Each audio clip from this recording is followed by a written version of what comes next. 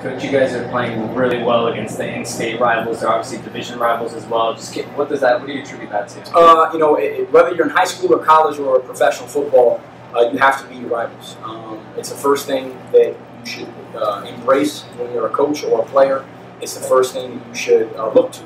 That I'm sure that Jacksonville, if they beat us tonight, if they didn't make the playoffs, that would have been a successful season because at least they beat the Orlando Predators. So whether it's Ohio State, Michigan, whether it's the New York Giants and the Philadelphia Eagles, whether it's Cleveland Browns, Pittsburgh Steelers, the Yankees, Boston Red Sox, whatever it might be, you have to embrace that rivalry. And so it's something that I made sure that I did right when we got here.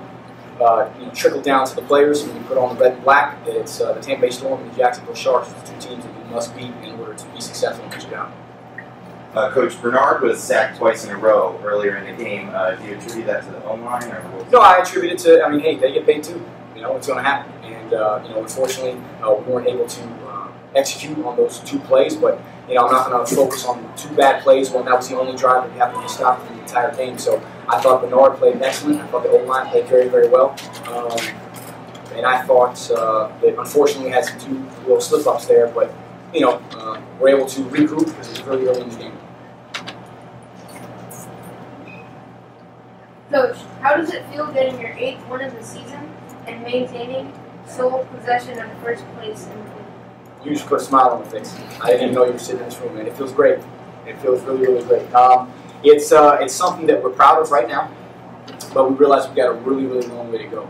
And so the Tampa Bay Storm, who are an in-state rival, who play Iowa this week, if they win, well, hey, they're only one game behind us. So we're not in the clear yet. And so you want to make sure that you're focused on winning, but you don't want to look too far ahead. And I think if we get too far ahead of ourselves, that's how we might slip up. And so the playoffs are still a long way away.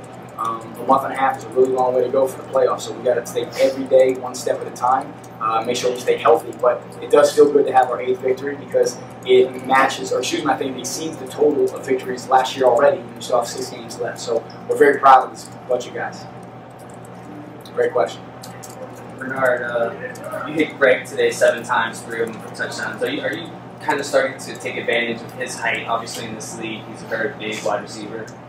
No, it's just more so, me and him just getting on the same page. Early, the first couple games I played, we didn't have all those reps, but since I've been here for 5 weeks now, just a lot more reps that we have in practice. And tonight was just more of a matchup game. We have 2 guys that's towering 6'6", 6'5", and they have some small DBs.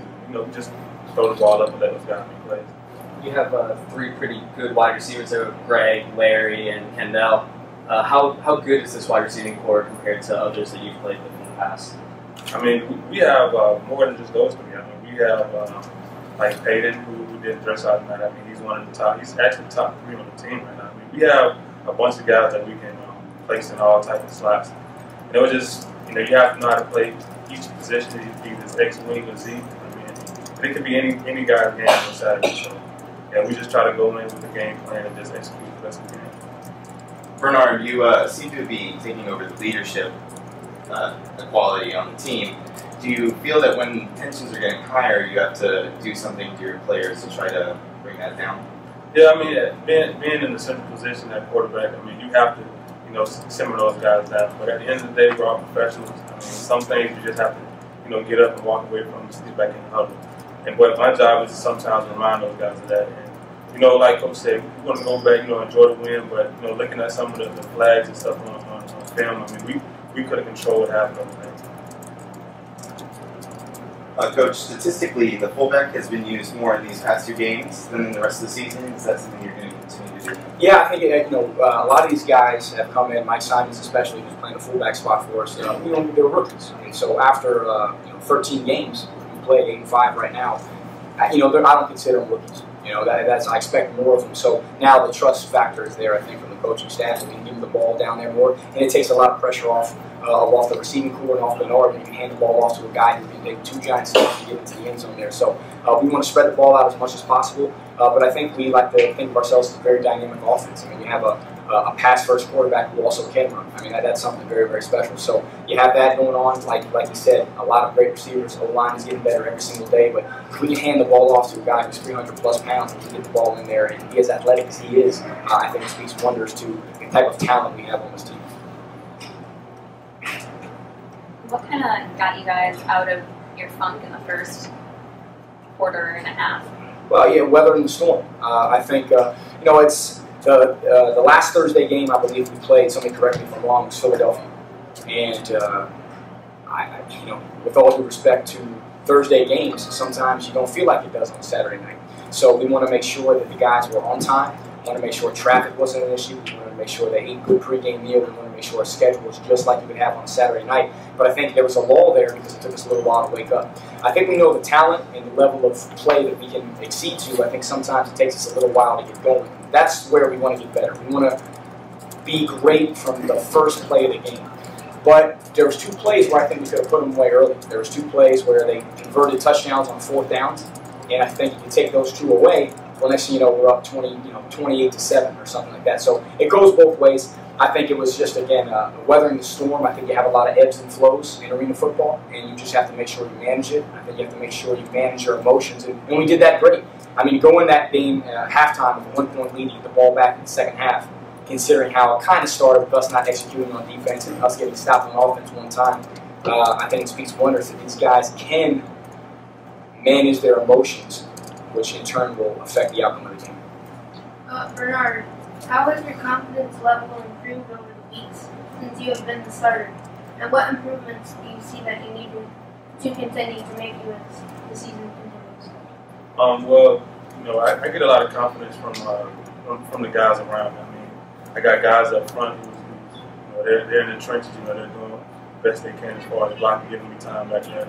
I got receivers who go out and make plays for me. So, I mean, my confidence level, I mean, it's through the roof when you have guys around you making plays. So, I mean, I'm actually in a good position, considering I could have been on the other side. I actually got traded, so I actually got put in a good position. But, I just want to, I like to keep myself humble. I mean, I still haven't won anything. I haven't won a championship. I haven't won a division title yet. So, there's still a lot of dots to be connected. So, I just want to stay humble and just do what I can for my team.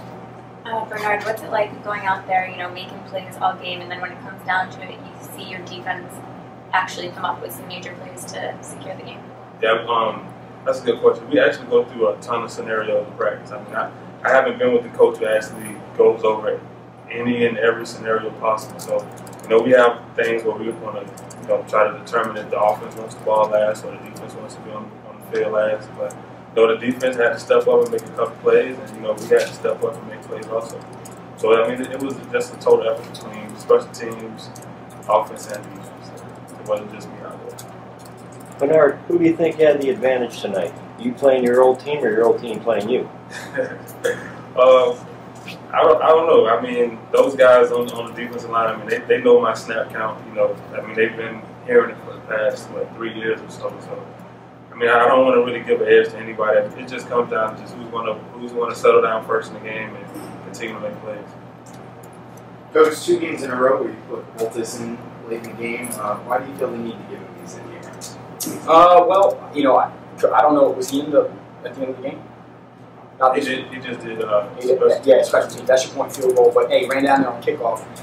When someone comes off an injury and someone misses a considerable amount of time, you want to make sure that they somehow, some way get the feeling of that game experience back in under their skin. Sometimes, it's all about what you've done for me lately, and that's a tough thing. But I could not speak more about Jason Boltis and how such a great team player that he has been. You can't deny how great of a leader and how great of a quarterback Bernard Morris is. And let me make this thing clear. We expect to win. Every time we step through the door, we expect to win. It's not a knock on Jacksonville. But yeah, expect to win. Now, we didn't score 1 possession. We should have got off the field 2 times on 4th down, probably 3 times on 4th down. So we win 58-48. I expected to win 70-30. That's what's going to happen when I watch the film. But with all that being said, the people like Bernard Morris, the people like Jason Boltis, the coaching staffs, and all these other guys who make up the fabric of this team, it's starting to gel together. And so Jason Boltis, no matter what he's doing, running down on kickoff or being an extra point field goal holder, he is completely 100% all the way for that, and we want to to make sure that, yeah, we do blow teams out so we can get them in the game, so we can get that feel of quarterback again under his system.